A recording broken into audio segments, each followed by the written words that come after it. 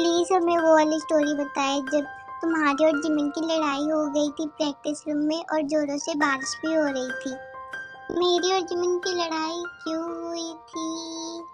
याद आया, हम सब जब ट्रेनीज थे, मैं तभी बहुत छोटा था, मेरे को उतना अक्ल भी नहीं था। जिमिन भी छोटा था पर वो धीरे धीरे अपने बिहेवियर में चेंज ला रहा था।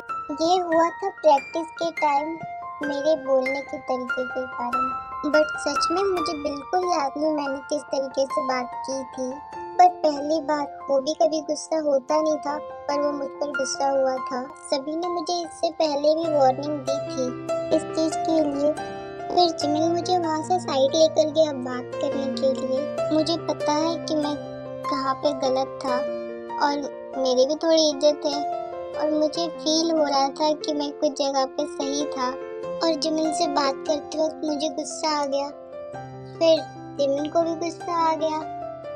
देन जिमिन ने बोला, अब मैं तेरी कोई केयर नहीं करने वाला, तुझे जो करना है कर। और वो वहाँ से चला गया। जिमिन के जाते ही मैं भी वहाँ से चला गया, और मैं इतने गुस्से में था मुझे पता ही नहीं मैं कहाँ जा रहा था। चलते चलते चलते मुझे पता ही नहीं लगा मैं कितनी दूर आ गया, और मुझे वापस जाने का रास्ता भी पता नहीं था।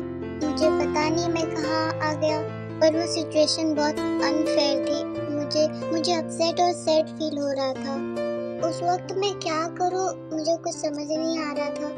फिर मैंने बहुत हिम्मत करके जिमिन को कॉल करने का सोचा। फिर मैंने जिमिन को कॉल किया। फिर मैंने सोचा मैं क्यों करूँ उससे कॉल। मैंने तुरंत कॉल काटा। फिर मैंने उसे कॉल किया। फिर मैंने उसे कॉल काट दिया। फिर मैंने उसे जैसे कॉल किया कि वो जिमिन ने फ़ोन रिसीव कर लिया। जिमिन ने पूछा मैं क्या कर रहा हूँ। मैं कुछ नहीं बोला।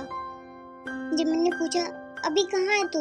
मैं बोला मुझे नहीं पता मैं कहाँ हूँ, पर बात करते समय मेरी आंखों में आंसू आ गए। मैं बोला मुझे नहीं पता मैं कहाँ हूँ। फिर वो बोला कहाँ है तू। मैं बोला मुझे नहीं पता मैं कहाँ हूँ। जिमिन ने बोला तेरे आसपास में क्या है। मैं बोला मैं स्टोर के पास में खड़ा हूँ। जिमिन ने बोला तू वहीं पे रुक, मैं तुझे लेने आ रहा हूँ। मैं रोते रोते बोला नहीं, मैं टैक्सी लेके आ जाऊंगा। मैं टैक्सी लेके घर पहुंचा। जिमिन एकदम सामने में ही खड़ा था। जिमिन गुस्से में था और बोला कहाँ गया था तू।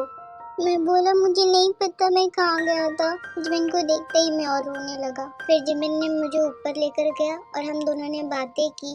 वो बोला उल्लू के पट्टे, ऑलरेडी हमारी दोस्ती हो चुकी थी। मैंने सॉरी बोला कि फ्यूचर में ऐसा नहीं होगा। फिर जिमिन ने भी बोला।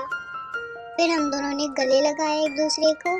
फिर हम खुशी खुशी नीचे घर आ गए। फिर मैं अगले दिन जब सुबह उठा, मेरी आंखें यूं छोटी छोटी फूल के मोटी हो गई थी। बस यही हुआ था।